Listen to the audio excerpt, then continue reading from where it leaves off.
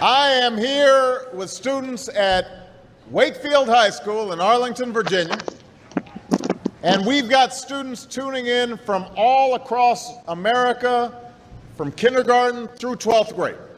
And I am just so glad that all could join us today, and I want to thank Wakefield for being such an outstanding host. Give yourselves a big round of applause.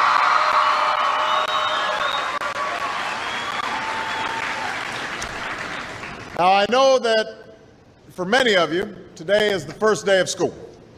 And for those of you in kindergarten or starting middle or high school, it's your first day in a new school, so it's understandable if you're a little nervous. I imagine there's some seniors out there who are feeling pretty good right now, with just one more year to go. And no matter what grade you're in, some of you are probably wishing it were still summer, and you could have stayed in bed just a little bit longer this morning. I know that feeling. When I was young, my family lived overseas. I lived in Indonesia for a few years, and my mother, she didn't have the money to send me where all the American kids went to school, but she thought it was important for me to keep up with an American education. So she decided to teach me extra lessons herself, Monday through Friday, but because she had to go to work, the only time she could do it was at 4:30 in the morning. Now, as you might imagine, I wasn't too happy about getting up that early. And a lot of times I'd fall asleep right there at the kitchen table. But whenever I'd complain, my mother would just give me one of those looks and she'd say, "This is no picnic for me either, Buster." So I know that some of you are still adjusting to being back at school, but I'm here today because I have something important to discuss with you. I'm here because I want to talk with you about your education and what's expected of all of you in this new school year. Now, I've given a lot of speeches about education, and I've talked about responsibility a lot. I've talked about teachers' responsibility for inspiring students and pushing you to learn. I've talked about your parents' responsibility for making sure you stay on track and you get your homework done and don't spend every waking hour in front of the TV or with the Xbox. I've talked a lot about your government's responsibility for setting high standards and supporting teachers and principals and turning around schools that aren't working, where students aren't getting the opportunities that they deserve. But at the end of the day, we can have the most dedicated teachers, the most supportive parents, the best schools in the world, and none of it will make a difference. None of it will matter unless all of you fulfill your responsibilities. Unless you show up to those schools, unless you pay attention to those teachers, unless you listen to your parents and grandparents and other adults and put in the hard work it takes to succeed. And that's what I want to focus on today. The responsibility each of you has for your education. I want to start with the responsibility you have to yourself. Every single one of you has something that you're good at. Every single one of you has something to offer. And you have a responsibility to yourself to discover what that is. That's the opportunity an education can provide. Maybe you could be a great writer, maybe even good enough to write a book or articles in a newspaper, but you might not know it until you write that English class paper that's assigned to you. Maybe you could be an innovator or an inventor, maybe even good enough to come up with the next iPhone or the new medicine or vaccine, but you might not know it until you do your project for your science class. Maybe you could be a mayor or a senator or a Supreme Court justice, but you might not know that until you join student government or the debate team. And no matter what you want to do with your life, I guarantee that you'll need an education to do it. You want to be a doctor or a teacher or a police officer? You want to be a nurse or an architect, a lawyer or a member of our military? You're going to need a good education for every single one of those careers. You cannot drop out of school and just drop into a good job. You've got to train for it and work for it and learn for it. And this isn't just important for your own life and your own future. What you make of your education will decide nothing less than the future of this country. The future of America depends on you. What you're learning in school today will determine whether we as a nation can meet our greatest challenges in the future. You'll need the knowledge and problem-solving skills you learn in science and math to cure diseases like cancer and AIDS, and to develop new energy technologies and protect our environment. You'll need the insights and critical thinking skills you gain in history and social studies to fight poverty and homelessness, crime and discrimination, and make our nation more fair and more free. You'll need the creativity and ingenuity you develop in all your classes to build new companies that will create new jobs and boost our economy. We need every single one of you to develop your talents and your skills and your intellect so you can help us old folks solve our most difficult problems. If you don't do that, if you quit on school, you're not just quitting on yourself, you're quitting on your country. Now, I know it's not always easy to do well in school. I know a lot of you have challenges in your lives right now that can make it hard to focus on your schoolwork. I get it. I know what it's like. My father left my family when I was 2 years old, and I was raised by a single mom who had to work and who struggled at times to pay the bills and wasn't always able to give us the things that other kids had. There were times when I missed having a father in my life. There were times when I was lonely and I felt like I didn't fit in. So I wasn't always as focused as I should have been on school, and I did some things that I'm not proud of, and I got in more trouble than I should have. And my life could have easily taken a turn for the worse. But I was lucky. I got a lot of second chances, and I had the opportunity to go to college and law school and follow my dreams.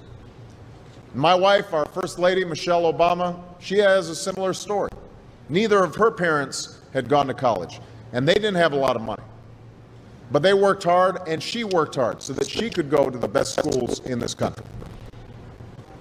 Some of you might not have those advantages. Maybe you don't have adults in your life who give you the support that you need. Maybe someone in your family has lost their job and there's not enough money to go around. Maybe you live in a neighborhood where you don't feel safe or have friends who are pressuring you to do things you know aren't right. But at the end of the day, the circumstances of your life, what you look like, where you come from, how much money you have, what you've got going on at home, none of that is an excuse for neglecting your homework or having a bad attitude in school.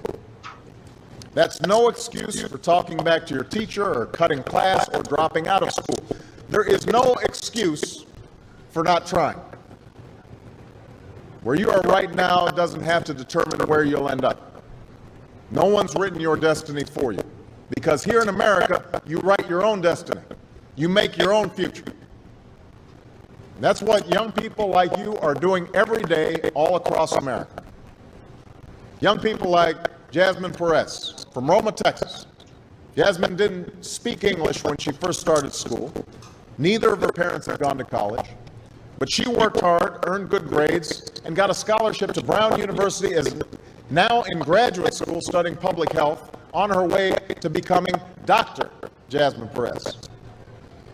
I'm thinking about Andoni Schultz from Los Altos, California, who's fought brain cancer since he was 3. He's had to endure all sorts of treatments and surgeries, one of which affected his memory, so it took him much longer, hundreds of extra hours to do his schoolwork. But he never fell behind. He's headed to college this fall. And then there's Chantel Steve from my hometown of Chicago, Illinois. Even when bouncing from foster home to foster home in the toughest neighborhoods in the city, she managed to get a job at a local health care center, start a program to keep young people out of gangs, and she's on track to graduate high school with honors and go on to college. And Jasmine, and Andoni, and Chantel aren't any different from any of you. They face challenges in their lives just like you do. In some cases, they've got it a lot worse off than many of you. But they refused to give up.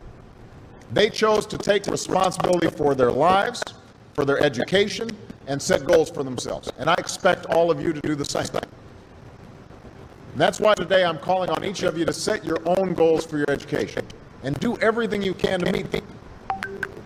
Your goal can be something as simple as doing all your homework, paying attention in class, or spending some time each day reading a book. Maybe you'll decide to get involved in an extracurricular activity or volunteer in your community. Maybe you'll decide to stand up for kids who are being teased or bullied because of who they are or how they look.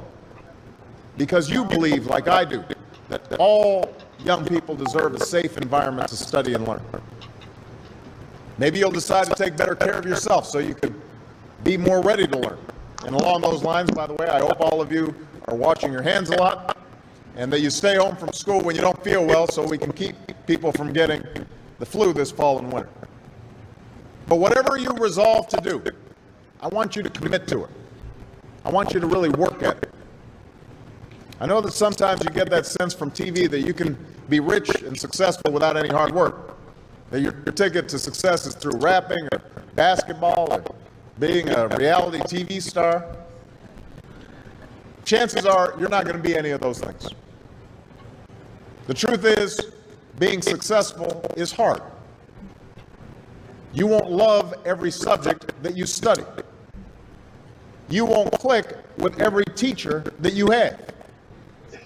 Not every homework assignment will seem completely relevant to your life right at this minute. And you won't necessarily succeed at everything the first time you try. That's okay.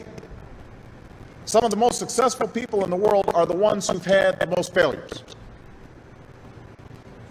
J.K. Rowling, who wrote Harry Potter, her first Harry Potter book was rejected 12 times before it was finally published. Michael Jordan was cut from his high school basketball team. He lost hundreds of games and missed thousands of shots during his career. But he once said, "I have failed over and over and over again in my life, and that's why I succeed." These people succeeded because they understood that you can't let your failures define you. You have to let your failures teach you. You have to let them show you what to do differently the next time. So if you get into trouble, that doesn't mean you're a troublemaker. It means you need to try harder to act right. If you get a bad grade, that doesn't mean you're stupid. It just means you need to spend more time studying. No one's born being good at all things. You become good at things through hard work. You're not a varsity athlete the first time you play a new sport. You don't hit every note the first time you sing a song. You've got to practice. The same principle applies to your schoolwork. You might have to do a math problem a few times before you get it right. You might have to read something a few times before you understand it. You definitely have to do a few drafts of a paper before it's good enough to hand in. Don't be afraid to ask questions. Don't be afraid to ask for help when you need it. I do that every day. Asking for help isn't a sign of weakness, it's a sign of strength. Because it shows you have the courage to admit when you don't know something, and that then allows you to learn something new. So find an adult that you trust, a parent, a grandparent, or a teacher, a coach, or a counselor, and ask them to help you stay on track to meet your goals. And even when you're struggling, even when you're discouraged, and you feel like other people have given up on you, don't ever give up on yourself. Because when you give up on yourself, you give up on your country. The story of America isn't about people who quit when things got tough. It's about people who kept going, who tried harder, who loved their country too much to do anything less than their best. It's the story of students who sat where you sit 250 years ago and went on to wage a revolution, and they founded this nation. Young people. Students who sat where you sit 75 years ago, who overcame a depression and won a world war, who fought for civil rights and put a man on the moon. Students who sat where you sit 20 years ago, who founded Google and Twitter and Facebook and changed the way we communicate with each other. So today, I want to ask all of you, what's your contribution going to be? What problems are you going to solve? What discoveries will you make? What will a president who comes here in 20 or 50 or 100 years say about what all of you did for this country? You know, your families, your teachers, and I are doing everything we can to make sure you have the education you need to answer these questions.